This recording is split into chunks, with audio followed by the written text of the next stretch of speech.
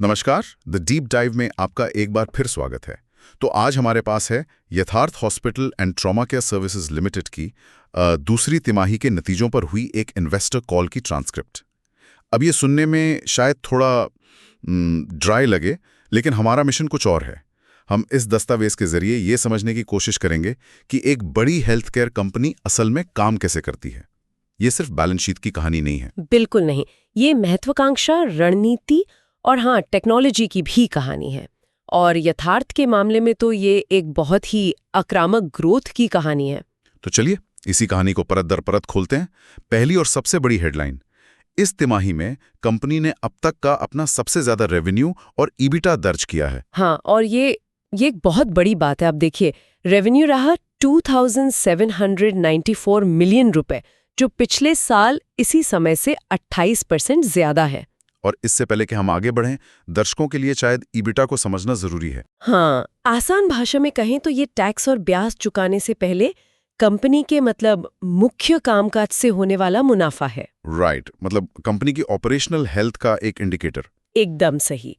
और यहाँ दिलचस्प बात ये है कि ये जो ग्रोथ है, ये सिर्फ नए अस्पतालों के कारण नहीं है। अच्छा, बल्कि उनके जो पुराने स्थापित अस्पताल हैं, उन्होंने भी 19% की दमदार ग्रोथ दिखाई है। अच्छा, अब जो बात सामने आ रही है उसने मेरा ध्यान सबसे ज्यादा खींचा है। वो है इनके विस्तार का पैमाना। मतलब इस तिमाही में उन्होंने 2 बिल्कुल नए अस्पताल शुरू कर दिए। एक नई दिल्ली के मॉडल टाउन में 300 बेड का और दूसरा फरीदाबाद में 400 बेड का। और सिर्फ इतना ही नहीं, हाँ, उन्होंने आगरा में शांतिवेद हॉस्पिटल को खरीद भी लिया है, जिसमें 250 बेड हैं। मतलब एक ही साल में लगभग 1000 नए बेड। ये बहुत बड़ा आंकड़ा है। बिल्कुल, लेकिन ये सब सुनने में तो बहुत अच्छा लगता है, पर क्या इतनी तेजी से विस्तार करने में कोई खतरा नहीं है? मेरा मतलब है, नए अस्पताल बनाने में बहुत पैसा लगता है और उन्हें मुनाफे में आने में वक्त भी लगता है। आपने बिल्कुल सही नस पकड़ी है, और यहीं पर उनकी स्ट्रैटेजी की खूबसूरती दिखती है। दस्तावेज में ये साफ साफ लिखा है कि दिल्ली और फरीदाबाद के जो नए अस्पताल हैं, उनकी वजह से शुरुआती दौर में उनकी ईबिटा डेयर पर 3.3% का नेगेटिव असर पड़ा है। तो वो ये मानकर चल रहे हैं? हाँ, मैनेजमेंट का खुद का अनुमान है कि इन अस्पतालों को मुनाफे में आने में 15 से 17 महीने लगेंगे। तो ये एक सोचा समझा जोखिम है। ठीक है। लेकिन इस जोखिम को बैलेंस करने के लिए उन्होंने एक बहुत स्मार्ट चाल चली है। वो क्या? उन्होंने आगरा का शांतिवेद हॉस्पिटल खरीदा, जो पहले से ही चल रहा है और मुनाफे में है। ओह, अच्छा। तो जब ये अस्पताल चौथी तिमाही में उनकी बैलेंस शीट से जुड़ेगा, तो ये पहले दिन से ही कमाई करके देगा। बड़ा दांव है। और दूसरी तरफ आज की कमाई को सुरक्षित करने के लिए एक पक्का एसेट। बिल्कुल, इसे आप एक बारबेल स्ट्रैटेजी की तरह देख सकती हैं। एक तरफ जोखिम, दूसरी तरफ स्थिरता। ये उनके विस्तार को बहुत मजबूत बनाता है। ठीक है, तो बेड की संख्या तो बढ़ रही है, वो भी एक सोची समझी रणनीति के साथ।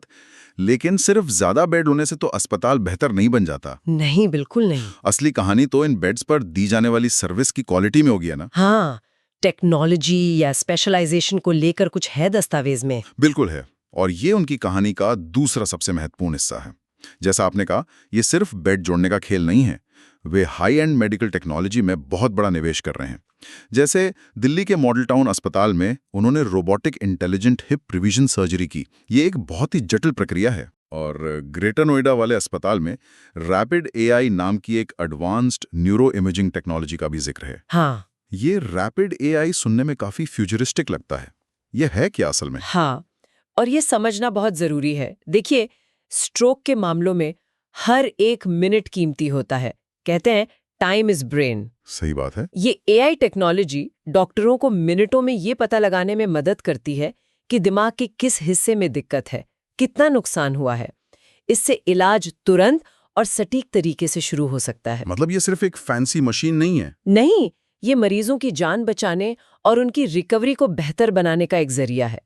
और अस्पताल के लिए ये उन्हें एक सेंटर ऑफ एक्सीलेंस बनाता है, जहां लोग मुश्किल केस लेकर आते हैं। और बिजनेस के नजरिए से देखें तो ये सीधे तौर पर उनकी कमाई की क्षमता से जुड़ा है। ये एडवांस्ड प्रक्रियाएं, ये सुपर स्पेशलिटी सेवाएं, ये सब आरपो भी बढ़ाती हैं। आरपो भी, यानी एवरेज रेवेन्यू पर ऑक्यूपाइड बेड। हाँ, मतलब हर बेड से होने वाली कमाई। इसका सबसे अच्छा उदाहरण है उनका नोएडा एक्सटेंशन अस्पताल। वहां क्या खास है? वहाँ लगभग 70% सेवाएं सुपर स्पेशलिटी हैं और इसी वजह से वहाँ का ARPO भी 40,800 रुपए तक पहुंच गया है, जबकि पूरे ग्रुप का औसत कितना है?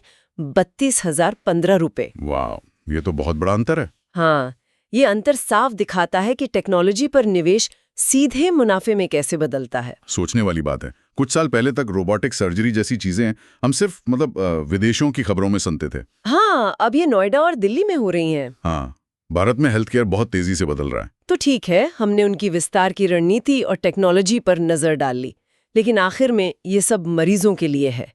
तो मरीज आ कहाँ से रहे हैं और पैसा कैसे आ रहा है?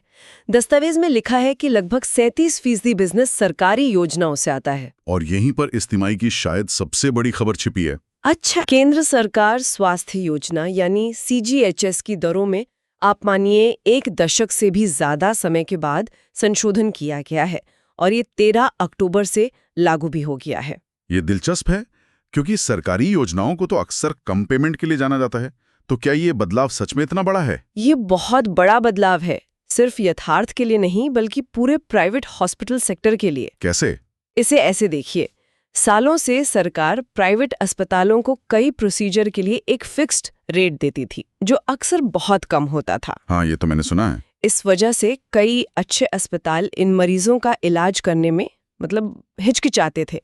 अब सरकार ने 10 साल बाद वो रेट बढ़ा दिए हैं। तो अब अस्पतालों को बेहतर पैसा मिलेगा? बिल्कुल, और यथार्थ तो अनुमान है कि सिर्फ इस बदलाव से इस साल उनके कुल रेवेन्यू में 1.5% और अगले साल 2.5% की बढ़त होगी और ये पैसा सीधा उनके मुनाफे में जाएगा। वाह, ये तो पके पकाए मुनाफे जैसा है। एक तरह से, हाँ।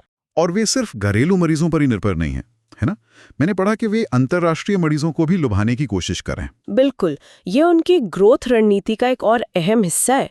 उन्होंने बगदाद, ताशकंद, कैमरून इन जगहों पर अपने प्रतिनिधि कार्यालय खोले हैं ताकि वहां से मरीजों को सीधे ला सकें। हाँ, और इससे भी बड़ी बात, जेवर में जो नया अंतर्राष्ट्रीय हवाई अड्डा बन रहा है, वहां वे एक्सक्लूसिव हेल्थ केयर पार्टनर बनने की प्रक्रिया में है। अच्छा, तो एयरपोर्ट पर ही उनकी सीधी पहुंच होगी? हाँ, सीधी पहुंच। और ये एक बहुत ही स्ट्रेटेजिक कदम है, क्योंकि एक अंतर्राष्ट्रीय मरीज से होने वाली कमाई घरेलू मरीजों की तुलना में 45 से 55% तक ज्यादा होती है। तो अगर वे अंतर्राष्ट्रीय मरीजों का हिस्सा थोड़ा भी बढ़ा पाते हैं तो मुनाफे को बड़ा उछाल मिलेगा। बिल्कुल। तो हमने उनके विस्तार, टेक्नोलॉजी और कमाई के जरियों को समझा।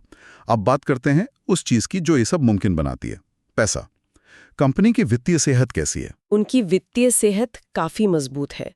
एक बड़ी राहत की बात यह हुई है कि इनकम टैक्स अधिकारियों ने उनकी कुछ संपत्तियों और फिक्स डिपॉजिट्स को जो अटैच किया हुआ था, हाँ, वो मामला चल रहा था, उसे अब अनफ्रीज कर दिया है। इससे उन्हें अपने विस्तार की योजनाओं के लिए पूरी वित्तीय आजादी मिल गई है। और उनकी भविष्य की योजनाएं भी काफी बड़ी हैं। अगले 4-5 सालों में लगभग 1500 करोड़ रुपए का नया निवेश। हाँ, जिसे कैपिटल एक्सपेंडिचर या कैपेक्स कहते हैं। और सबसे बड़ी बात यह है कि ये सब वे लगभग बिना किसी कर्ज के कर रहे हैं। बिना कर्ज के? हाँ, कंपनी आज की तारीख में लगभग कर्ज मुक्त है और उनके पास 3,692 मिलियन रुपए का नेट कैश यानी नकदी है। ये तो बहुत बड़ी ताकत है। हाँ, ये उन्हें बाजार में दूसरों से बहुत आगे रखती है। वे तेजी से फैसले ले सकते हैं, सही मौका दिखने पर किसी भी अस्पताल को खरीदने की हिम्मत रख सकते हैं। एक मिनट, मुझे यहाँ एक चीज समझ नहीं आई। दस्तावेज में एक जगह लिखा है कि ग्रुप का कुल ARPOB मतलब हर बेड से औसत कमाई पिछली तिमाही की तुलना में थोड़ी कम हुई है। लेकिन साथ में ये भी लिखा है कि हर एक अस्पताल का ARPOB बढ़ा है। ये तो गणित के हिसाब से मुमकिन नहीं लगता। नहीं, आपने बिल्कुल सही पढ़ा और ये सवाल इन्वेस्टर कॉल में भी उठा था। ये सुनने में भले ही अजीब लगे, लेकिन ये असल में एक अच्छी खबर का साइड इफेक्ट है। अच्छी खबर का साइड इफेक्ट? वो कैसे? चलिए इसे क्रिकेट के उदाहरण से समझते हैं। हाँ, बताइए। मान लीजिए क्रिकेट टीम में विराट कोहली 50 की औसत से रन बना रहे हैं और एक नया बल्लेबाज जो बहुत अच्छा खेल रहा है वो 30 की औसत से रन बना रहा है। ठीक है। अब अगर वो नया बल्लेबाज ज्यादा मैच खेलने लगे और ज्यादा रन बनाने लगे तो टीम का कुल औसत थोड़ा नीचे आ जाएगा, है ना? भले ही दोनों खिलाड़ी व्यक्तिगत रूप से बहुत अच्छा कर रहे हों। समझ गया। तो यहाँ झांसी ओरछा अस्पताल उस नए बल्लेबाज की तरह है। वहाँ मरीजों की संख्या बढ़कर 70% तक पहुँच गई है। तो क्योंकि कम ARPOB वाले अस्पताल में ज्यादा बिजनेस आ रहा है, इसलिए पूरे ग्रुप का औसत थोड़ा सा नीचे खिंच गया है। तो ये असल में इस बात का संकेत है कि उनकी टियर 2 शहर की रणनीति कामयाब हो रही है। बिल्कुल, ये एक सकारात्मक संकेत है।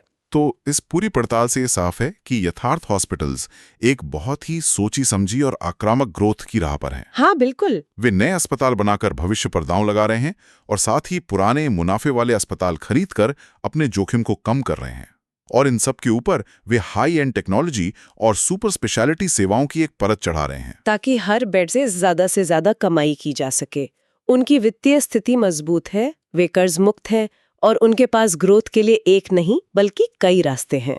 नए अस्पतालों से बढ़ती कमाई, सीजीएच की बढ़ी हुई दरें, अंतर्राष्ट्रीय मरीज। हाँ, हर संकेत उनकी ग्रोथ की कहानी ही गहरा है। लेकिन ये एक महत्वपूर्ण सवाल भी खड़ा करता है। बिल्कुल। जैसा कि दस्तावेज में साफ है, कंपनी का सारा विस्तार और ध्यान उत्तर भारत के बड़े शहरों पर ही है, दिल्ली, आगरा, एनसीआर। हाँ, यहीं पर सब कुछ केंद्रित है और यहीं से वो सवाल उठता है कि जब एक बड़ा हेल्थ केयर प्रोवाइडर अपनी सबसे अच्छी हाईटेक और सुपर स्पेशलिटी सेवाओं को पूरी तरह से मेट्रो और बड़े शहरों पर केंद्रित करता है, तो इन बड़े शहरों के आसपास के जो छोटे कस्बे हैं, जो ग्रामीण क्षेत्र हैं, वहाँ के स्वास्थ्य सेवाओं के भविष्य पर इसका क्या असर पड़ेगा? क्या ये खाई और चौड़ी होगी? या किसी तरह से वहाँ तक भी बेहतर सेवाएं पहुँचेंगी? ये एक ऐसा सवाल है जिस पर हमें आगे भी नजर रखनी होगी।